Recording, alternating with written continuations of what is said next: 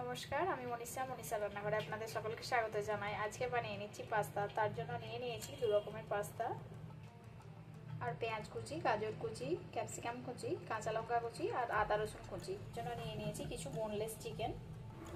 জলটা ভালো করে গরম হয়ে গেছে। এখন চিকেনগুলো দিয়ে প্রথমে সেদ্ধ করে নেব। চিকেনটা সেদ্ধ করার সময় দিয়ে দেবো একটু হলুদ আর দেবো একটু নুন। 5 মিনিট মতো চিকেনটা সেদ্ধ করে নিয়েছি।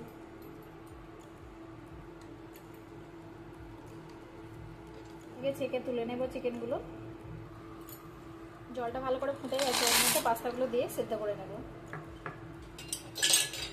পাস্তাটা দেওয়ার সঙ্গে সঙ্গে এভাবে নাড়াচাড়া করে নিতে হবে।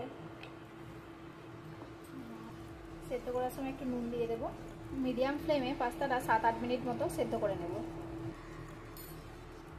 সেদ্ধ হয়ে গেছে, এটা জল থেকে ছেঁকে নেব।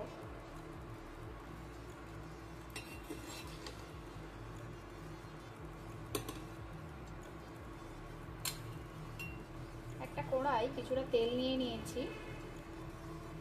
সেদ্ধ করা চিকেনটা এইভাবে ছাড়িয়ে নিয়েছিলাম, এখন তেলের উপর দিয়ে দেব।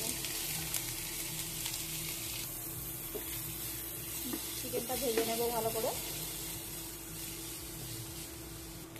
এরপর দিয়ে দেবো আদা রসুন কুচি,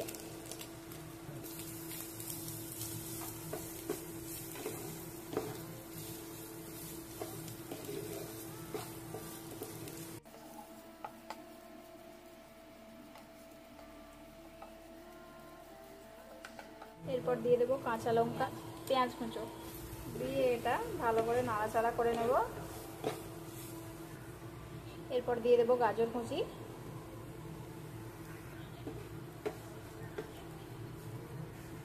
আর দিয়ে দেবো ক্যাপসিকাম কুচি, দেবো একটু লবণ,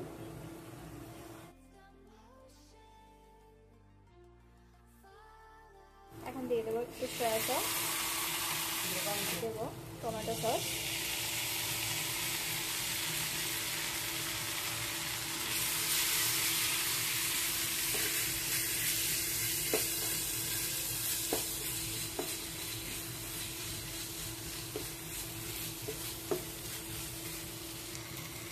এবার পাস্তাটা দিয়ে দেবো।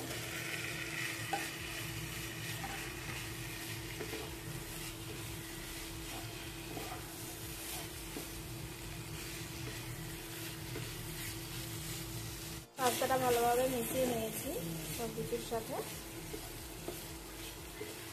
এবার নামিয়ে দেবো।